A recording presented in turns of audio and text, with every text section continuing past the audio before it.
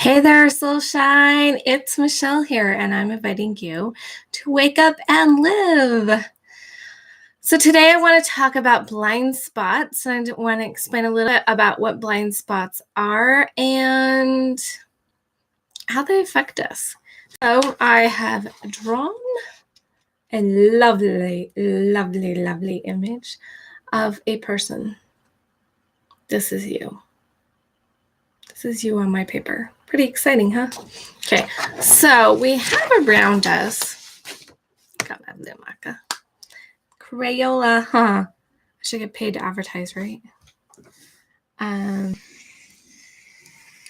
We have these things, oops, well, okay, my images.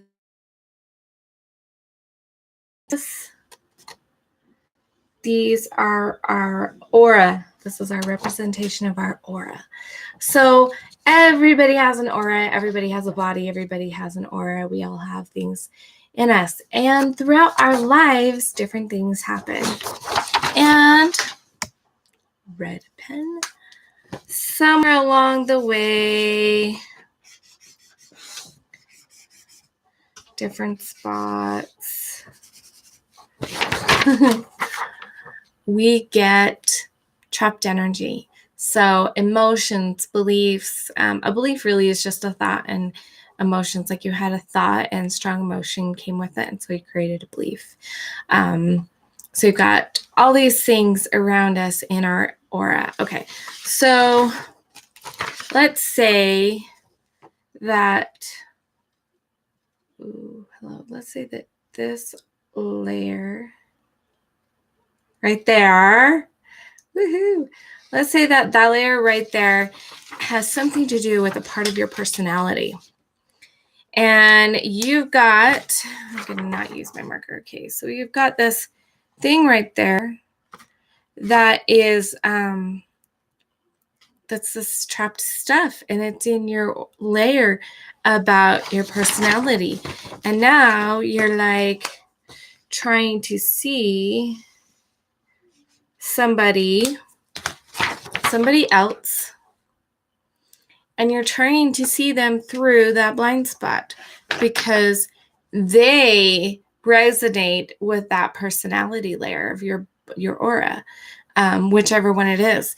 And so now all of a sudden you have a blind spot. You can't see them for who they really are because you've got negative beliefs in the way. They're clouding your judgment. They can't really see you for who you are because you've put a cloud in front of you. You've put something there preventing them from seeing you. The other thing is it's preventing you from seeing yourself. So we have these things that are blind spots in us that make it so that we can't actually see the truth about ourselves.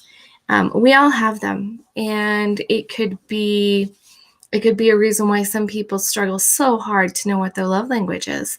If you got some serious wounding beliefs about your particular love language, then you're going to have a hard time seeing that in yourself. For me, I definitely have had some limiting beliefs and negative connotations with my love language, because my love language is gifts, which is not necessarily well received in this world.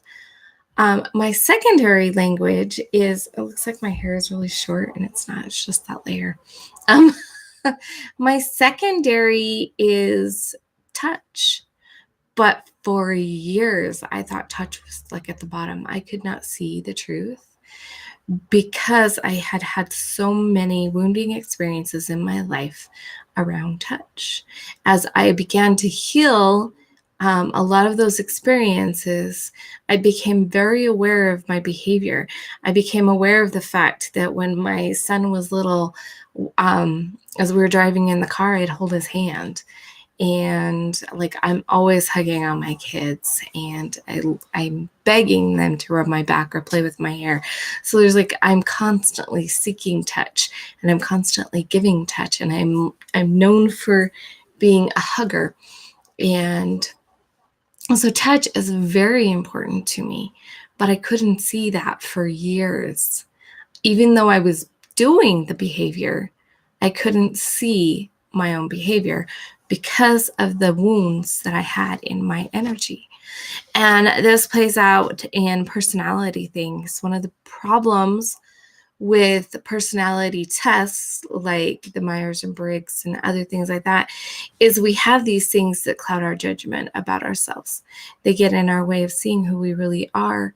And so we mistype ourselves all the time.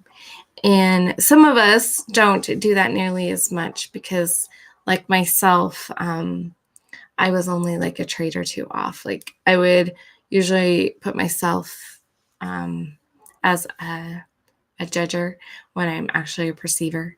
If you're familiar with the Myers and Briggs, you'll understand what that means. Well, really familiar, because actual understanding of that is deeper. But so anyway, so I was able to, because I'm constantly looking deeper, I was able to finally see it. But I know a lot of people can't see the truth about themselves. But there have been areas in my life besides love languages where I haven't been able to see the truth of who I am. I see this playing out with some of my friends with their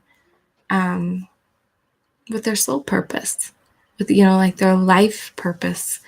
They are so convinced that a certain path is their path because they're not willing to give themselves all of the recognition they deserve for the things that they're really incredible at.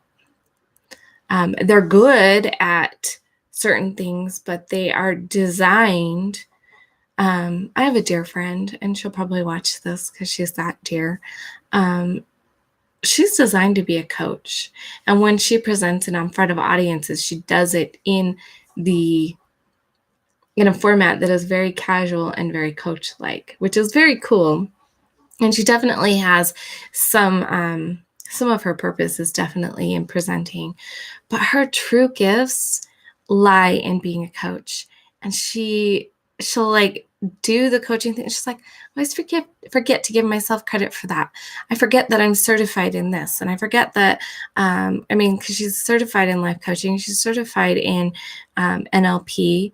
She's an amazing woman. And she forgets to give herself credit for that. And what's funny is that she's the one that taught me about these blocks. Like, it's not like I didn't know they were there. I knew that they were there because I heal these things all the time in myself. But to see them as a blind spot was new for me. So that was pretty cool. So what do we do about these blind spots? That's where healing practices come in. That's where sending light and love and forgiveness, and most especially forgiving yourself. Forgive yourself for whatever it is, and start recognizing and feeling your emotions and acknowledging the truth of what you think and feel and whatever's going on. So I saw that there was a little person show up. Hello to whoever's watching. And I've got somewhere to be in a few minutes. Normally I don't have appointments this late at night, but I have somewhere to be. So I'm going to head out. I hope this was a beneficial thing to you. You know what? Before I go, I'm going to bring it around to manifesting, because I know that a lot of you enjoy watching information about manifesting. So we've talked a little bit about scarcity mindset and abundant mindset in the past. And it's like where we're just kind of programmed to see a certain thing. And really what we're doing is we're looking and only seeing these blocks. We're not seeing past them, because the abundance is all around us. And it's like, it's outside of us, it's inside of us, it's everywhere. But when we have these blocks, we can only see those. And that's what it is. So if you want to manifest, you got to clear the blocks out. I know that the emotional freedom technique, EFT, some people have used that to clear it out. NLP, which is neuro-linguistic programming, will help you to change your beliefs and let go of a lot of that stuff. It's amazing what you get to let go with that. I use a technique where I just bring light in, and it just clears it up and takes it away. The emotion code, that was one of the tools that finally got me, after years of trying to do healing. It was one that actually worked for me, because the EFT, I was chronically reversed, so EFT wasn't working for me. The emotion code didn't care whether it was reversed or not. It would just, you released the emotion from your energy and it was gone. Which allowed me to get to a point where I could start releasing other stuff and actually truly healing for the first time. So there are so many tools out there, and it's incredible and worth it. Journaling, if you just want to do something on your own, you don't know other tools, just journaling about things. Like a journal prompt that you could use is, I can't see the truth about myself because, and then I can see the truth about myself because. The truth about myself is, it is safe to see the truth about myself. Things like that. It's pretty cool. It's pretty powerful. So this little, I was like, no James to do a hair flip for, but he told me on a live a couple days ago that I should always end my videos with a hair flip. So I had to do a hair flip for him. I wasn't on yesterday. Yesterday, I have been experiencing adrenal fatigue. It actually is something that's come in waves. I had it 16 years ago. I had it 8 years ago, like really bad, and now it's come back really bad again. So it's really interesting, these waves that it does. So I have like some severe adrenal fatigue symptoms, which is why I've like that stumble over my words sometimes. And one of the things that I know is it happens when I push myself. Instead of recognizing that the nurturing kind of person I am needs to give myself time to do things, need to give myself the opportunity to just kind of relax through life. And I was pushing myself. And every time I push myself, I end up getting really sick. And yesterday, I didn't do my live video yesterday because I ended up pushing myself. I did the splits thing with somebody. It's an incredible opportunity, but for me and my personality, it was too much. And I didn't give myself permission to recognize that what I needed was to rest.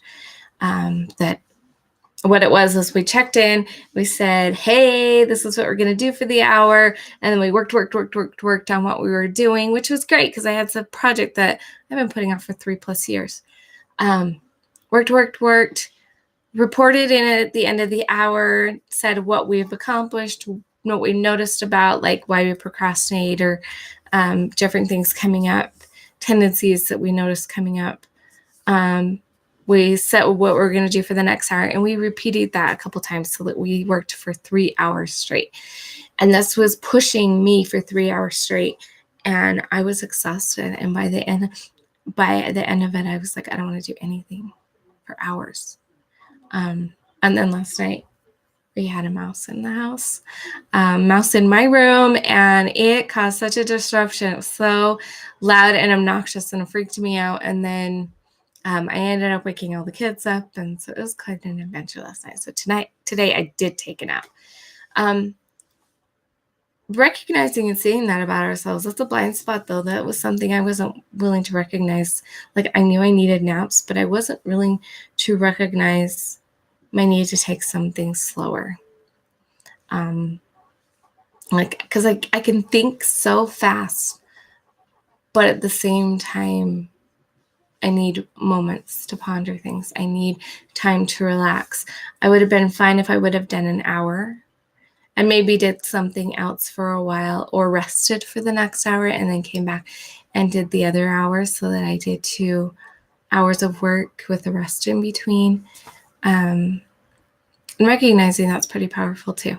Anyway, those are just like all my random thoughts, along with the idea of, like this idea, blind spots, things that we have a hard time seeing about ourselves. Yeah. So remember, everybody, to let your soul shine big, bright, light, and beautiful. Be the incredible you were designed to be, and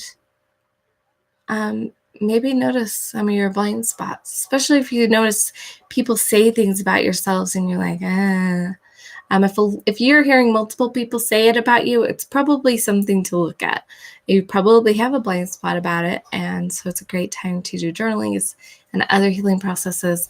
Anyway, that's what I have to share with you today. I love you guys. I will see you guys tomorrow.